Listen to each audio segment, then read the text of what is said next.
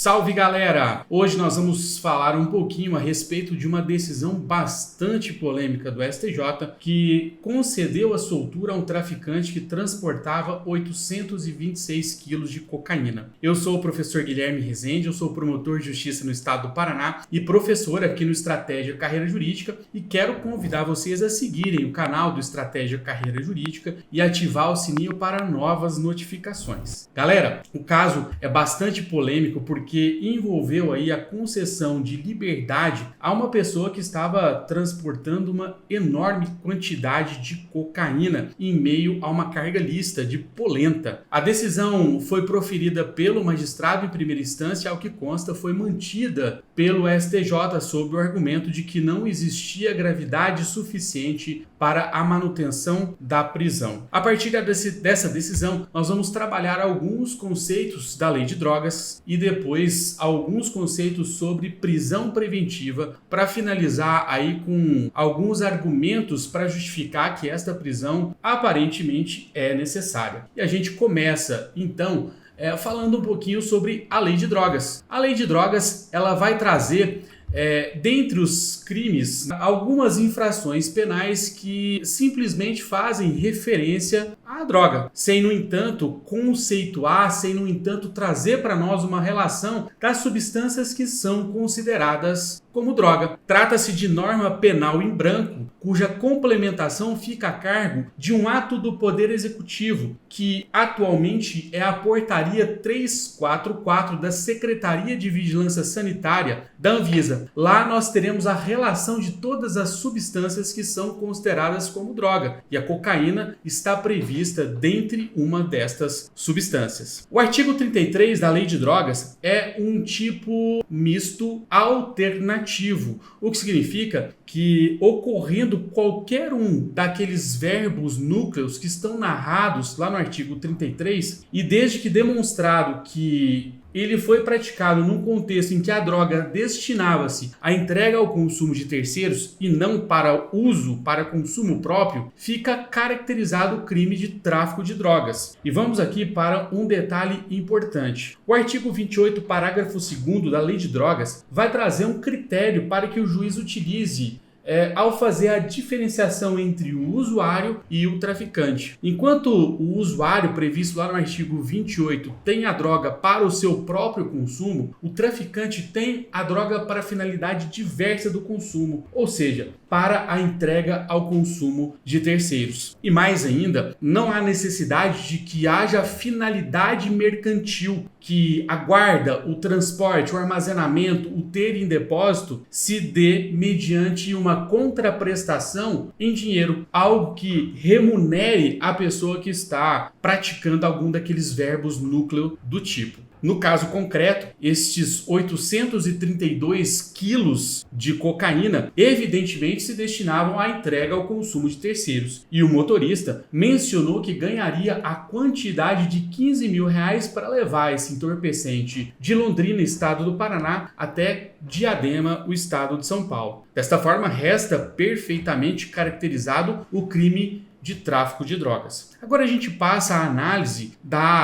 do iter da prisão. Todas as vezes que uma pessoa é presa em situação de flagrante delito, a providência imediata que se adota na seguida é o seu encaminhamento à autoridade policial responsável pela lavratura do auto de prisão em flagrante. E a autoridade responsável pela lavratura é a autoridade local onde é efetuado o flagrante. Então o delegado lavra o flagrante, faz aquelas comunicações que estão previstas lá no artigo 304, 5 e 6 do Código de Processo Penal e depois remete os autos do auto de prisão em flagrante ao magistrado, que vai designar a audiência de custódia. E nessa audiência de custódia, ele vai deliberar entre as seguintes alternativas que estão previstas lá no artigo 310 do Código de Processo Penal. Ou ele relaxa o flagrante em caso de eventual ilegalidade, ou ele concede liberdade provisória se não estiverem presentes os requisitos da prisão preventiva. Lembrando que essa essa liberdade provisória pode ser concedida com ou sem acumulação de medidas cautelares diversas e, finalmente, ele pode converter o flagrante em prisão preventiva. Lembrando que essa conversão ela depende de que haja requerimento ou do Ministério Público ou da autoridade policial, conforme decisões bastante frequentes do STJ. No caso concreto, ao que tudo indica, o juiz recebeu o auto de prisão em flagrante e concedeu liberdade provisória ao flagranteado, dizendo que não havia ou não haveria gravidade suficiente para a manutenção da sua prisão. Aqui nós precisamos fazer um breve exercício de raciocínio para aferir quais são os requisitos da prisão preventiva e, na sequência, avaliar se a prisão preventiva era necessária nesse caso mencionado. A prisão preventiva é uma das prisões de natureza cautelar que vem prevista nos artigos 311 e seguintes do Código de Processo Penal. É uma medida que, como cautelar que é, depende da demonstração do fumus comissi delicti de um lado, do periculo libertatis de outro. Prova da existência do crime e indícios de autoria, mas também o periculo libertatis, o perigo gerado pelo estado de liberdade do flagranteado. Então o juiz precisa avaliar a presença desses dois requisitos e mais aqueles demais que vêm previstos no 312 e 313 do CPP. O fumus comissi delicti, então, é a demonstração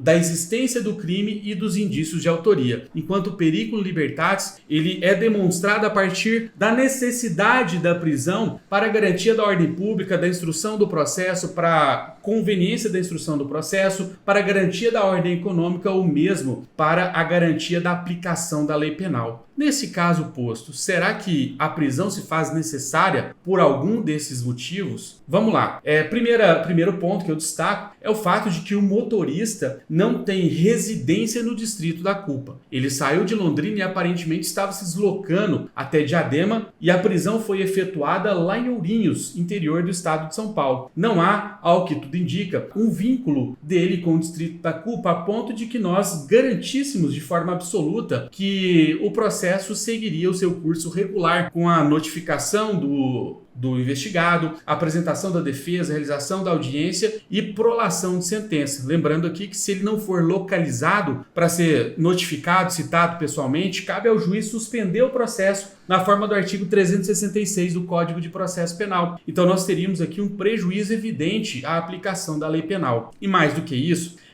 nós teríamos também uma gravidade, penso eu, à ordem jurídica ou à ordem pública. Por quê? Nós estamos a falar aqui de uma carga de mais de 40 milhões de reais em cocaína, uma droga que tem alto poder viciante. Vejam, a periculosidade em concreto dessa conduta demonstra que o condutor do veículo não está afinado às regras sociais e que ele realmente representa um perigo à ordem pública. Veja, nós estamos a falar de 832 quilos de cocaína que, se colocados aí em circulação, prejudicariam um incontável número de pessoas e famílias, e isso não pode passar despercebido pelo juiz na hora de avaliar se é o caso de conceder a liberdade ou manter a prisão. E é interessante anotar que o próprio STJ tem várias decisões que ele mantém a prisão, né? Ele endossa a prisão já decretada por outros juízes com base nesse argumento da quantidade de droga. Ele, inclusive em situações com muito menos droga, ele já decidiu pela possibilidade de manutenção da prisão. E mais, o STJ também tem vários julgados dizendo que os predicados da primariedade, bons antecedentes, o fato do investigado ter filhos, ocupação lícita, não podem por si sós justificar a concessão de soltura ao flagranteado. Então, nesse caso, me parece de forma muito respeitosa que, por conta de todas as nuances do caso concreto, a grande quantidade de droga transportada, o fato do investigado não ter aparentemente um vínculo com o distrito da culpa que pudesse garantir o seguimento do processo e eventualmente a aplicação da lei penal, seriam motivos bastante para que o juiz convertesse o flagrante em prisão preventiva, claro que desde que haja pedido do Ministério Público nesse sentido. É isso aí, galera. Espero que vocês tenham gostado dessa breve revisão aí sobre a prisão preventiva a partir desse caso concreto. E se você quiser informações sobre a nossa Black Friday, clique aqui embaixo para tudo o que precisarem saber. Um grande abraço a todos e até a próxima!